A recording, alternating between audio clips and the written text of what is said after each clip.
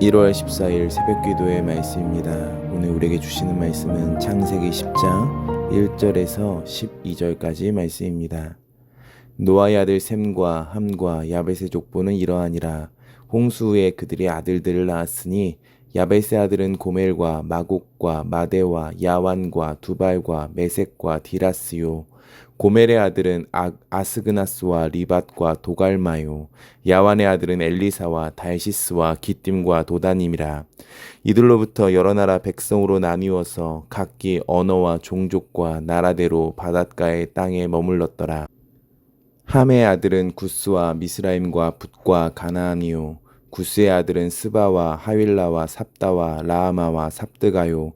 라아마의 아들은 스바와 드단이며 구스가 또 니므롯을 낳았으니 그는 세상의 첫 용사라. 그가 여호와 앞에서 용감한 사냥꾼이 되었으므로 속담에 이르기를 아무는 여호와 앞에 니므롯같이 용감한 사냥꾼이로다 하더라. 그의 나라는 시날 땅의 바벨과 에렉과 악갓과 갈레에서 시작되었으며 그가 그 땅에서 아수르로 나아가 니느웨와 르호보딜과 갈라와 및 니느웨와 갈라 사이를 레센을 건설하였으니 이는 큰 성읍이라. 아멘. 우리가 이 앞에서 이제 노아의 홍수의 말씀을 살펴보았습니다. 오늘은 창세기 10장 족보입니다. 우리가 이 말씀을 나누기 전에 우리가 한번 다시 질문해 봤으면 좋겠습니다. 하나님께서는 창조 목적을 포기하셨는가입니다. 하나님께서는 물로 전 세계적인 심판을 행하셨습니다. 이 심판은 단순한 분노의 폭발이 아니었습니다. 하나님의 창조 목적을 포기해버린 인간들을 향한 하나님의 한탄이었고 아픈 마음이었습니다. 그렇다면 우리는 질문해 봐야지요. 하나님은 그분의 창조 목적을 포기하셨냐라는 거죠. 그렇지 않습니다. 하나님은 방주를 통해 노아의 가족을 구원하셨습니다.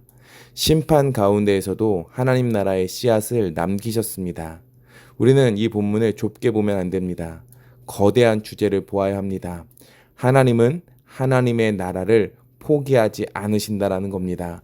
그분은 반역한 백성을 버리지 않으셨고 노아라는 한 가족을 통해 하나님 나라를 다시 시작하셨습니다. 홍수는 끝이 아니라 새로운 시작이었습니다. 그러나 홍수 이후에도 인간은 변하지 않았습니다. 우리가 홍수 이후의 이야기를 보면 하나님께 선택받은 노아와 그의 가족들 심판을 경험하였기에 그들의 삶이 완전히 다른 삶, 심판을 두려워하며 하나님 앞에 깨끗하게 살아가는 삶, 하나님 보시기에 합당한 삶을 살아낼 것이라고 우리가 예측할 수 있지만 그렇지 않습니다. 노아는 포도주에 취합니다. 그리고 함이라는 아들이 아버지를 수치스럽게 하는 사건이 바로 일어나는 것을 우리가 알고 있습니다. 이 장면이 우리에게 무엇을 말해 주었습니까? 홍수 이후에도 인간들의 죄성은 사라지지 않았다라는 것입니다. 그 죄성은 우리에게도 있습니다. 환경이 바뀌었다고, 시대가 새로워졌다고 인간의 중심까지 새로워지지는 않았다라는 것이죠. 창세기 10장은 노아의 세 아들 셈과 함과 야벳의 족보를 기록합니다. 모세와 당시 이스라엘 백성에게 이 이름들은 낯설은 이름은 아닙니다. 이미 세상 곳곳에 흩어져 살고 있었던 민족과 나라들의 이름이기 때문입니다.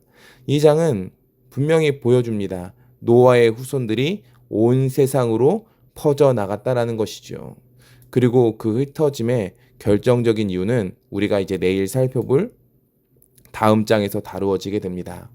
시간적으로 보면 11장의 사건이 먼저 일어나고 10장은 그 결과가 정리된 장이라고 볼 수 있는데 11장은 우리가 내일 살펴볼 바벨탑의 사건입니다. 우리가 다시 족보로 들어와서 우리가 이 족보를 계속해서 읽다가 족보 속에서 한 이름이 발걸음을 멈추게 합니다. 족보 속에서 튀어나온 이름, 그 사람의 이름은 니므롯입니다. 성경은 그를 세상에서 처음으로 용사가 된 자라고 말합니다. 8절, 9절을 제가 다시 읽겠습니다. 구스가 또 니므롯을 낳았으니 그는 세상의 첫 용사라. 그가 여호와 앞에서 용감한 사냥꾼이 되었으므로 속담에 이르기를 아무는 여호와 앞에 니므롯같이 용감한 사냥꾼이로다 하더라 라고 합니다. 그를 어떻게 표현합니까? 세상에서 처음으로 용사가 된 자, 그리고 여호와 앞에서 용감한 사냥꾼이라고 말합니다. 이 표현은 칭찬같이 보이지만 칭찬이 아닙니다. 경건함의 표현도 아닙니다. 니므롯은 홍수 이후에 인류가 어떤 방향으로 가고 있는지를 보여주고 있는 인물입니다. 니므롯은 이 이후에 나오는 것을 보면 많은 도시들을 세우는 것을 보게 됩니다. 바벨, 에렉, 악간입니다. 도시는 단순한 거주 공간이 아니지요. 도시는 안전과 질서, 그리고 인간이 스스로 세상을 통제할 수 있다는 문명의 상징입니다. 문제는 도시 자체가 아닙니다. 문제는 그 도시의 중심에 누가 있는가입니다. 니므롯의 도시는 하나님을 중심에 둔 도시가 아니었습니다. 그 도시가 말하는 것은 이런 겁니다. 하나님 없이도 우리는 충분히 살 수 있다. 니므롯의 문제는 도시를 세운 것이 아니라 하나님 없는 중심을 세운 것입니다. 우리에게도 이런 질문이 들 때가 있지 않습니까? 하나님 없어도 나 괜찮지 않아? 하나님 없어도 내가 살아가는데 아무런 문제가 없지 않아? 니므롯부터 이런 사람들이 어떻게 이렇게 될 수 있었습니까? 그 이유는 분명합니다. 홍수 이후에도 인간의 죄성은 사라지지 않았다라는 것이죠. 아담과 하와가 선악과를 먹게 된 그 이유, 하나님처럼 되고 싶었던 그 죄성, 그것이 사라지지 않았다라는 것입니다. 하나님이 계셔야 되는 자리에 우리는 항상 우리가 있고 싶어 합니다. 그것이 노아의 홍수가 끝났어도, 그것을 경험했어도 그치지 않고 계속 반복되어지는 것을 보게 됩니다. 노아는 분명히 은혜를 경험한 사람이었습니다. 심판 한가운데서 하나님의 구원을 경험했습니다. 그러나 그 은혜가 자동적으로 다음 세대의 삶을 바꾸지는 않았습니다. 방주는 노아의 가족을 구원했지만 인간 안에 있는 죄성까지 제거하지는 못했습니다. 니므롯이 그것을 증명하고 있습니다. 새로운 환경, 새로운 출발선 위에서도 사람들은 여전히 하나님 없이 중심이 되려 하고 있다는 것이죠. 우리는 여기서 무엇을 생각해 봐야 합니까? 하나님은 노아를 통해 세상을 다시 시작하셨습니다.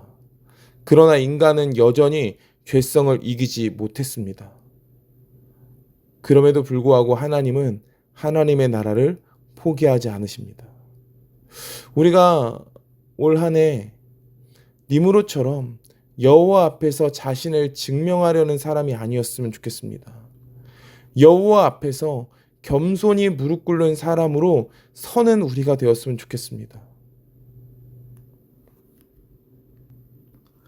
사실 우리 모두는 니므롯처럼 되고 싶을지 모르겠습니다. 능력 있는 사람, 인정받는 사람, 이름이 알려진 사람, 인류 전체는 아니더라도 직장과 가정, 친척과 공동체 안에서라도 인정받는 사람, 우리 스스로 무언가를 이뤄서 그 업적을 통해 증명하고자 하는 사람, 그런 사람이 되고 싶을지 모르겠습니다.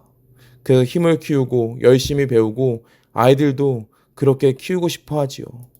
그 자체가 문제는 아닙니다. 그러나 문제는 여호와 앞에서입니다. 여호와 앞에서 용감한 사냥꾼으로 세상 앞에서 유명해질 필요는 없습니다.